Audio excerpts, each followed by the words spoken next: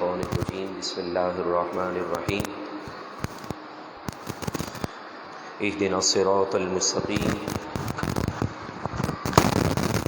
صراط الذين أنعمت عليهم غير المغضوب عليهم ولا الضالين إن الله وملائكته يصلون على النبي يا أيها الذين آمنوا صلوا عليه وسلموا تسليما اللهم صل على سيدنا ومولانا محمد معدن الجود والكرم وآله وصحبه وبارك وسلم والحبيب الذي ترجى شفاعته لكل هول من الأهوال مقتحم يا من يشفع عند حضرة طه اشفع لنا يا أوجه الشفعاء نظرت إلى بلاد الله جمعا كخردلة على حكم اتصالي مولاي صلي وسلم دائما أبدا على حبيبك خير الخلق كلهم. رب العالمین کا کرم حق دو جہاں صلی اللہ تعالیٰ علیہ وسلم کی خاص نظر عنایت اور محبوب سبحانی غوث الثقلین کریم الطرفین پیران پیر دستگیر سیدنا شیخ عبد القادر جیلانی کی خاص نظر شفقت سے آج جمعۃ المبارک کے ان ایام میں ہم سب رب العالمین کے دربار میں جمع ہیں. اللہ رب العزت ہم سب کو رسول اللہ صلی اللہ علیہ وسلم کی سیرت طیبہ کے عنوان کو سمجھنے کی توفیق عطا فرمائے. ویسے تو بعض لوگ یہ بڑے دعوے سے کہتے ہیں کہ حضور نے اپنے دشمنوں کے لیے بھی چادریں بچھائیں اور یہ تک میرے محبوب نے فرما دیا کہ جو مسلمانوں کو تکلیف دینے والے عمل کو دور کر دے، راستے سے کسی پتھر کو ہٹا دے، کسی کانٹے کو تکلیف دے چیز کو دور کر دے، اللہ تبارک و تعالیٰ اسے ایک صدقے کا ثواب عطا فرماتا ہے. تو آپ دعا کریں اللہ تعالیٰ ہمارے اس شہر کراچی کے حکمرانوں کو اور خصوصاً اسکول کے نام پر لوگوں کو بہکانے والی جتنی بھی دشمن قوتیں ہیں رب العالمین سب سے ہماری نسلوں کو بھی محفوظ فرمائیں. اور خصوصاً یہ سٹی اسکول جو یہاں پر واقع ہے اس کی انتظامیہ کو بھی اللہ رب العزت عقل سلیم عطا فرمائے کہ بچے 100 یا 200 نہیں ہوتے، 5000 لوگوں کو یہ راستے میں کھڑا کر دیتے ہیں صرف اس وجہ سے کہ ان کے بچے نکل جائیں. کتنی ٹریفک سٹی اسکول یہاں ہے اور اس کا جو رش لگا ہوا ہے وہ بادر آباد کی چورنگی تک چل رہا ہوتا ہے. اللہ عقل سلیم سے مالا مال فرمائے. اور اگر ان کے مقدر میں ہدایت نہیں تو ایسے جتنے بھی ملک و قوم کو برباد کرنے والے یہ جو پوائنٹس ہیں، ایجنڈے ہیں، رب العالمین سب کو تباہ و برباد فرما دے. اور ایسی اسکول سسٹم کے انتظامیہ کو بھی رب العالمین بے نقاب کر کے عبرت کا نشان بنائے. سیرت طیبہ کے عنوان کو سماعت کر رہے ہیں. حضرت عمیر کے واقعے تک بدر کے ہم میدان میں پہنچے ہیں کہ حضرت عمیر کے ہاتھ میں کھجوریں تھیں تو آپ نے حضور سے پوچھا کہ یا رسول اللہ کیا جنت میں کھجوریں ملیں گی؟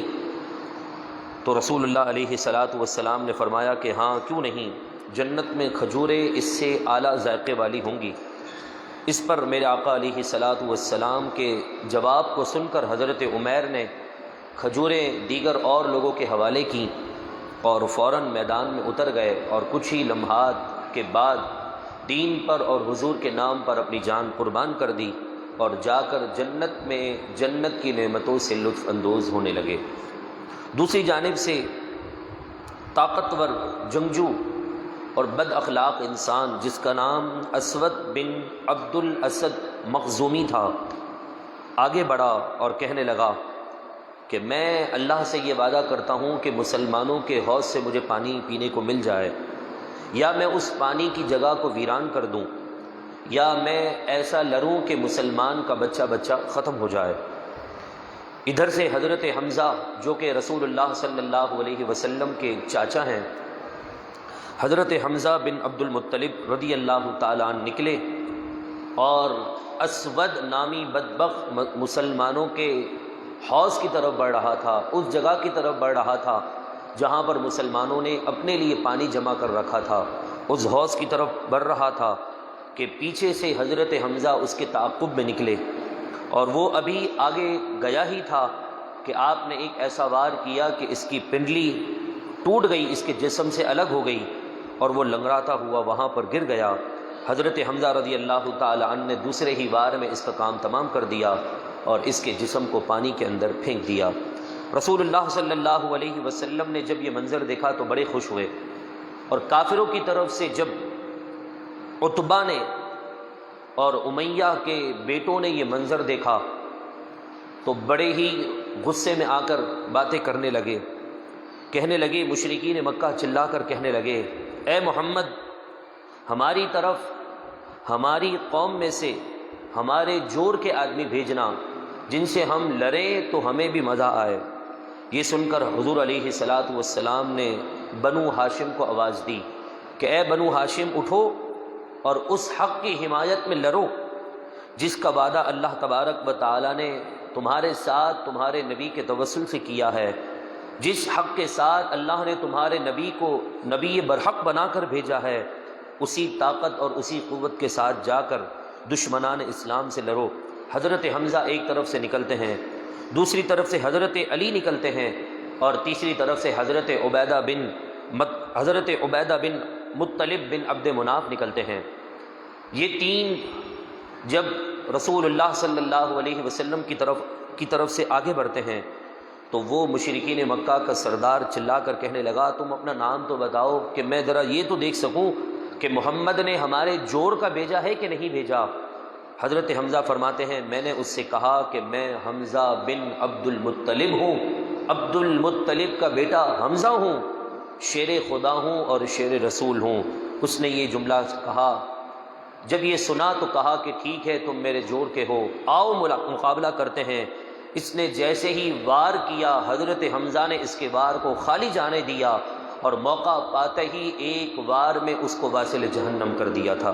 ادھر سے حضرت علی آگے بڑھتے ہیں اس کے ایک بیٹے کی طرف، وہ بھی تلوار ہوا میں لہراتا ہوا آگے بڑھ رہا تھا۔ حضرت علی رضی اللہ تعالی عنہ نے اس کا بھی ایک وار میں کام تمام کر دیا، مگر چونکہ حضرت عبیدہ صحابی بھی ہیں اور ضعیف صحابی تھے بدر کے موقع پر، تو آپ رضی اللہ تعالی عنہ نے اس مشرکین مکہ کے سردار کے تیسرے بیٹے سے مقابلے کا ارادہ کیا، تو لیکن وہ بڑا شاطر تھا، اس نے موقع پا کر حضرت عبیدہ کے پاؤں پر زور سے تلوار کا وار کیا، جس سے آپ کے پاؤں کا کافی گوشت کا حصہ پھٹ گیا۔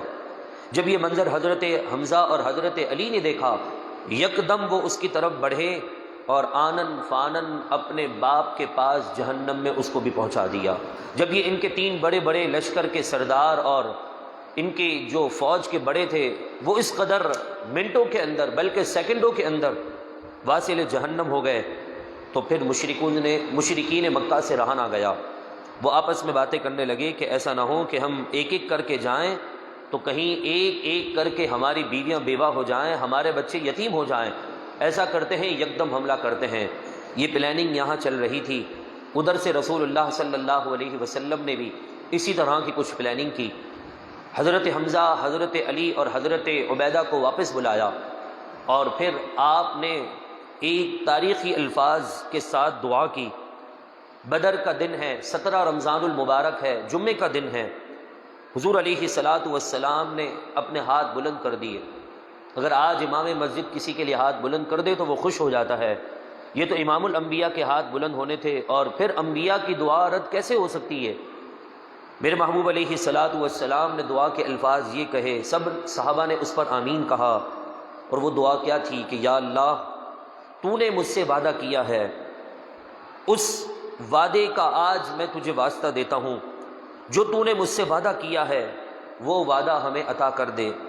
یا اللہ، جو تو نے ہم سے وعدہ کیا ہے آج وہ وعدہ پورا کر دے۔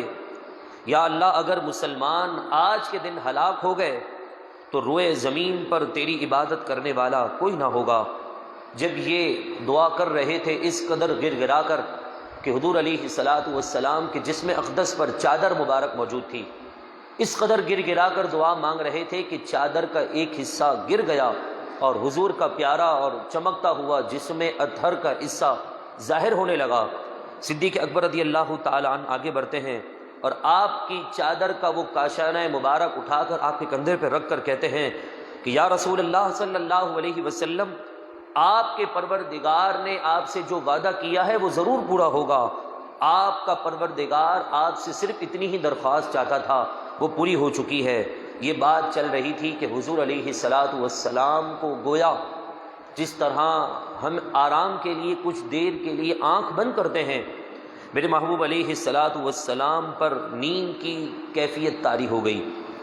کچھ ہی سیکنڈ گزرے تھے کہ حضور بیدار ہو گئے اور کہا ابو بکر بشارت ہو، خوشخبری ہو، اللہ تبارک و تعالیٰ کی مدد آ پہنچی ہے۔ حضرت جبریل جنتی گھوڑوں کے ساتھ، جنتی مجاہدین کے ساتھ ہماری مدد کے لیے اتر آئے ہیں۔ اور اس کا ذکر قرآن مجید فرقان حمید نے اس طرح سورہ انفال کے رکوع نمبر 1 کے اندر کیا، استستغیثون ربکم فاستجاب لکم انی ممدکم بألف من الملائکۃ مردفین، کہ اب جب تمہارے رب نے تمہاری استغاثہ اور دعا کو سن لی تو اس نے دعا کو پورا ہونے کے بعد اپنی مدد کے ساتھ فرشتوں کو نازل کیا، اور وہ فرشتے پے در پہ لگاتار زمین کی طرف اتر رہے تھے۔ میرے محبوب نے فرمایا یہ 3000 فرشتے ہیں جو ہماری حمایت کے لیے، ہمارے کو جو ہے تقویت دینے کے لیے پہنچے ہیں۔ اس کے بعد کچھ ہی سیکنڈ مزید گزرے تھے کہ آپ نے فرمایا یہ 3000 ہیں اور یہ 5000 مزید اللہ نے ہمارے صبر اور تقوی کی بنیاد پر انعام کے طور پر عطا فرما دیے ہیں۔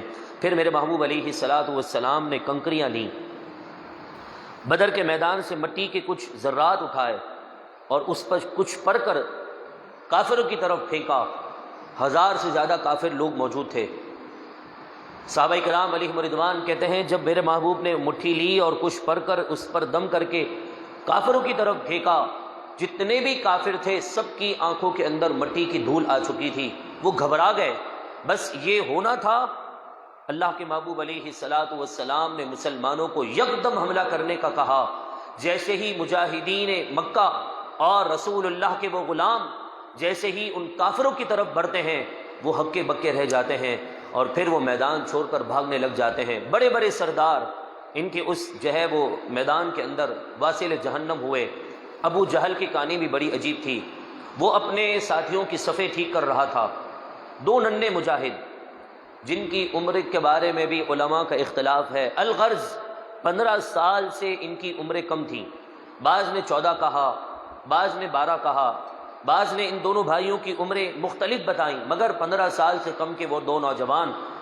آج کا 15 سال کا نوجوان جسے صحیح طور پر کوئی اچھا کام کرنے بھی نہیں آتا، لیکن رسول اللہ کے وہ مجاہد اور رسول اللہ کے ان صفوں کے وہ سپاہی اپنے ہاتھوں میں تلوار لیتے ہیں، اور ان کی یہ خواہش ہے کہ جس نے میرے محبوب کے قلب اطہر کو، سینہ مبارک کو سب سے زیادہ تکلیف دی ہے، اس بدبخت کو ہماری تلوار ہی ختم کر دے۔ وہ اسی تعاقب میں تھے کہ کہیں ابو جہل نظر آ جائے۔ وہ ادھر پوچھتے ادھر پوچھتے، یہاں تک کہ حضرت عبداللہ ابن مسعود فرماتے ہیں کہ وہ ننھے مجاہد میرے قریب آئے، مجھے معلوم نہ تھا کہ ان کا ارادہ کیا ہے۔ میرے سے پوچھنے لگے کہ اے چاچا جان، ابو جہل کہاں ہے کہ جس نے میرے محبوب کے دل مبارک کو تکلیف پہنچائی ہے، ہمیں بتائیں وہ کہاں ہے۔ حضرت عبداللہ ابن مسعود فرماتے ہیں میں نے کہا بیٹا تم بچے ہو، تمہارا کیا کام ہے ابو جہل سے؟ کہا نہیں بتائیے، میری خواہش یہ ہے۔ بڑا بھائی کہتا ہے، حضرت معاذ کہتے ہیں فرماتے ہیں میری خواہش یہ ہے کہ میں اس کو واصل جہنم کروں۔ چھوٹا بھائی کہتا ہے نہیں نہیں چاچا جان میں کروں گا۔ آپس میں ان کی یہاں پر جو ہے وہ محبت بری گفتگو ہو جاتی ہے۔ حضرت عبداللہ ابن مسعود فرماتے ہیں اچھا ٹھیک ہے ٹھنڈے ہو جاؤ، جب نظر آئیں گے تو میں بتا دوں گا۔ ابو جہل وہاں سے بار بار صفوں کو ٹھیک کرتا ہوا کبھی ادھر جاتا کبھی ادھر جاتا۔ بچوں کو بھی شک ہو گیا کہ اس کی شکل پر جو پھٹکار برس رہی ہے وہ رسول اللہ کی گستاخی اور بغض کی علامت ہے، لیکن پھر بھی پوچھنا چاہتے تھے حضرت عبداللہ ابن مسعود سے کہ کہیں ایسا نہ ہو کہ اس کی وجہ سے کسی اور کو ہم بیجا قتل نہ کر دیں۔ بعد میں جب اصرار کیا حضرت عبداللہ ابن مسعود فرماتے ہیں میں نے اشارہ کر کے کہا کہ وہ رہا ابو جہل۔ وہ بچے بجلی کی تیزی کی رفتار سے دوڑتے ہیں اور آنن فانن اس کی طرف بڑھتے ہیں۔ کچھ ہی لمحوں میں ان دونوں بچوں نے اس قوم کے فرعون ابو جہل کو واصل جہنم کر دیا تھا۔ وہ دو ننھے مجاہد اپنی تلواریں گیلی کر کے آئے ہیں اور ایک دوسرے پر خوشی کے انداز میں کہہ رہے ہیں کہ دیکھو میری تلوار سے نبی کا دشمن ختم ہوا، میری تلوار سے نبی کا دشمن ختم ہوا۔ یہ دونوں آپس میں بحث و مباحثہ کرتے ہوئے وہاں سے نکل گئے۔ حضرت عبداللہ ابن مسعود فرماتے ہیں میں آگے بڑھا کہ دیکھو تو صحیح کہ ابو جہل ہی کو مارا ہے کہ کسی اور کو مار دیا ہے۔ تو میں نے دیکھا کہ ابو جہل ہی پر وار کیا تھا اور ان بچوں کو کسی سے کوئی غرض نہ تھی، بس وہ یہ کہتے تھے کہ اس نے میرے نبی کا دل دکھایا ہے، ہم اس کو چھوڑیں گے نہیں۔ ان دو بچوں نے جو ہے وہ کام تمام کر دیا۔ جب حضرت عبداللہ ابن مسعود وہاں پہنچے نا تو اس کے جسم میں ابھی بھی جان باقی تھی، اور اس کا تکبر تو دیکھیے۔ وہ کہنے لگا عبداللہ ذرا یہ تو بتاؤ مجھے مارنے والے سردار تھے یا بچے تھے؟ یہ کسی عام سپاہی نے مجھے مار دیا ہے، میں قوم کا سردار ہوں، مجھے اگر کوئی مارے تو سردار ہی مارے، میں کسی عام سپاہی کے ہاتھ سے مرنا نہیں چاہتا، کیونکہ میں اپنے جھوٹے خداؤں کے لیے لڑ رہا ہوں، مجھے یقین ہے کہ ہم ہی فتح پائیں گے۔ اس کے تکبرانہ انداز تو دیکھیے۔ کہنے لگا عبداللہ ذرا تو بتا دو، کہا وہ بچے تھے جنہوں نے تیرا کام تمام کر دیا ہے۔ اس نے کہا خاک میرے منہ پر کہ میں اس دنیا سے جا رہا ہوں تو بچوں کے ہاتھ سے جا رہا ہوں۔ پھر وہ درخواست کرنے لگا، کہنے لگا اے عبداللہ میری ایک بات مان لو۔ کہا کہ لوگوں کے جو گردنیں الگ ہوئی ہیں نا ان کے حلق سے ہوئی ہیں، تم میرے سینے سے الگ کرنا، کہ جب سارے ہمارے سپاہیوں کی گردنیں رکھی جائیں گی تو اس کے اندر میری گردن اونچی ہونی چاہیے، میں اس میں بھی سب سے نرالا نظر آؤں۔ لیکن افسوس بندہ دنیا سے جاتے جاتے بھی کتنا تکبر کر رہا ہے۔ موسیٰ علیہ السلام کا قوم کا فرعون تو حضرت موسیٰ علیہ السلام پر ایمان اس وقت لے آیا جب اس نے اپنے موت اپنے سامنے دیکھ لی، مگر یہ اس امت کا فرعون کیسا بدبخت تھا کہ اس نے اپنے سامنے موت بھی دیکھ لی، بچوں نے واصل جہنم بھی کر دیا، لیکن مرتے مرتے کہہ رہا ہے کہ میری گردن اور اونچی ہونی چاہیے۔ یہ تو صفت کافروں کی ہے، دشمنان اسلام کی ہے کہ وہ تکبر سے چلتے ہیں، غرور سے چلتے ہیں۔ کہیں ایسا تو نہیں کہ ہم بھی چھوٹے چھوٹے معاملات کی وجہ سے خاندان میں یہی رویہ رکھے ہوئے ہوں؟ ہماری گردن میں کہیں سیریہ تو نہیں ہے؟ ہم یہ تو نہیں سمجھتے سامنے والا مجھ سے چھوٹا ہے، میں کیوں اس کی بات مانوں؟ اگر یہ بات میرے اور آپ کے دل میں ہے تو ہمیں توبہ کر لینی چاہیے، کیونکہ تکبر رب تعالیٰ کو ناپسند ہے۔ پھر ابو جہل واصل جہنم ہو گیا۔ دوپہر کے وقت تک جنگ کا نقشہ بدل گیا۔ اللہ نے حضور کے صدقے سے فرشتوں کی جماعت کی مدد سے مسلمانوں کو فتح دے دی۔ مگر آج کی آخری بات کرتا ہوں، جب سارے کافروں کو جمع کر دیا، حضرت عبداللہ ابن مسعود فرماتے ہیں مجھ سے میرے محبوب نے فرمایا جاؤ دیکھ کر آؤ ہمارے کتنے شہید ہوئے، ان کے کتنے واصل جہنم ہوئے۔ میں نے سب کو الگ کر دیا، میں پھر حضور کے ساتھ تھا، حضرت عمر بھی ساتھ تھے۔ اب قابل غور بات ہے، سیرت النبی صلی اللہ علیہ وسلم کے یہ پلس پوائنٹ ہوتے ہیں جو انسان کی سوچ کے لیے کافی ہوتے ہیں۔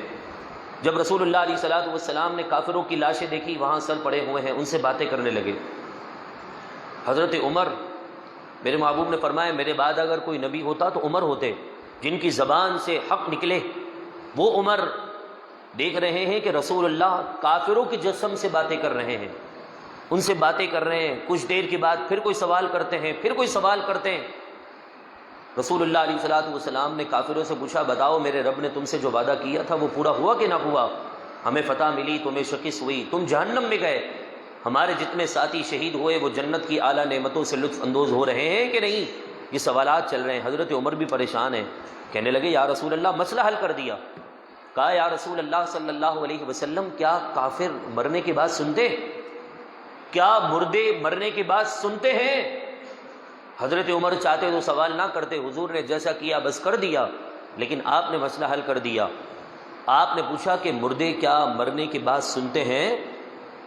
میرے محبوب کہتے تھے مجھے کیا پتا، عمر تم کیسی باتیں کرتے ہو، میں نے تو تمہارے متعلق کہا ہے میرے بعد اگر کوئی نبی ہوتا تو عمر ہوتا، تم ایسی باتیں کر رہے ہو۔